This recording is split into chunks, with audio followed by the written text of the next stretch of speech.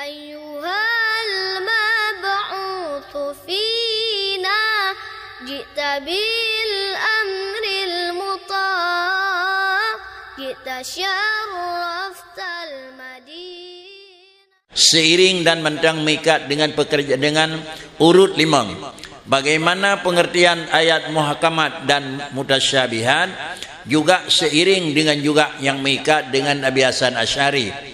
Apakah sumastawa alal arsy yadullah biasa atau beliau mentakwilkan? Adakala beliau paham takwil, adakala beliau seserah paham tahwid. Hal tersebut mungkin akan disampaikan oleh guru kita bersama Tunku Haji Nurdin dari Nisam. Kepada Abu Londuan Pelake dipun silakan. Assalamualaikum warahmatullahi wabarakatuh. Alhamdulillah wassalatu wassalamu ala rasulillah. Amma ba'du ya masyaikhana wa mu'allimana wa ya ikhwanina rahimakumullah.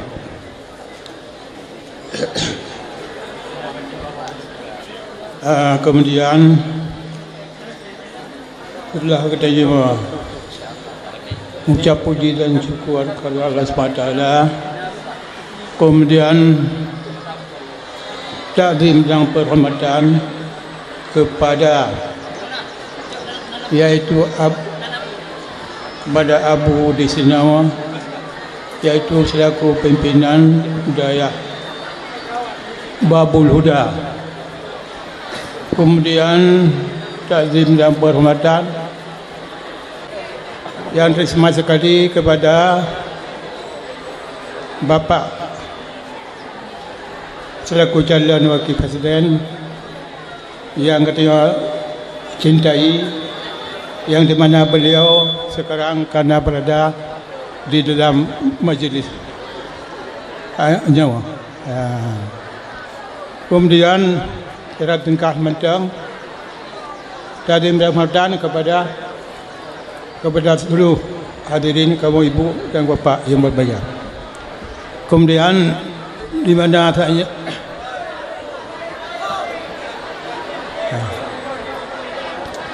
kemudian acara tingkah mentang di mana oleh moderator kagak juk tugas pada udun BO yaitu mencarikan mentang. Memang dalam Quran ada 2 ayat, nama mutasyabihat, nama muhkamat. Arti dia muhkamat, ia bisa faham, iaitu terang dan lahji, yattadih ittidah dan lahji. Dan adapun ayat mutasyabihat, ia yang sebuah pendapat ulama khalaf bisa terdepu tetapi dengan secara payah dan nazar. Tapi punya ulama salaf sama sekali hanya terdepu. Bagaimana ada yadun atau Allah iswa ala runsi. Yadunnya punya pendapat ulama salaf memang yadun. Tapi yadunnya hanya mujudu, hanya serupa dengan manusia, hanya doa mana aja. Tadi ayam tasyabihat bahawa ulama salaf hanya suatu puwa. Ya, gewakah nambah illallah kan warasikhun. Tetapi ulama itu khalaf, ia bisa terdepu dengan cara taim an-nazar. Lagi menjadun kekuasaan misalnya, lagi bisa larasi bati Allah berada pada tempat yang selayak dengannya. Yang benar dah takwil.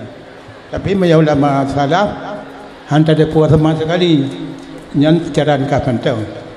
Maka untuk komentar dalam penjelasan ayat mutasyabihat dan ayat muhkamat. Jadi ayat mutasyabihat ada 2 pendapat ulama salaf dan ulama khalaf. Tapi ayat muhkamat yang berdua sama, yaitu terang dalam lahji. Maka untuk komentar karena WTP karena pelakon maka sempit. Bila ada ya, assalamualaikum warahmatullahi wabarakatuh. Assalam.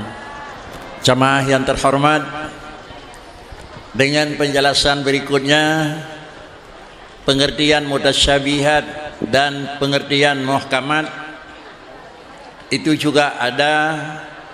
Tetapi bagaimana ayat mutasyabihat dan hadis mutasyabihat, adakala dilakukan ta'wil, adakala dilakukan tafwid. Dua macam tersebut belum juga sampai kepada titik akhir. Yang kita ingin tahu apakah Imam Habib Hasan Asy'ari beliau berprinsip takwil atau beliau berprinsip takwil. InsyaAllah akan kita lanjutkan berikutnya.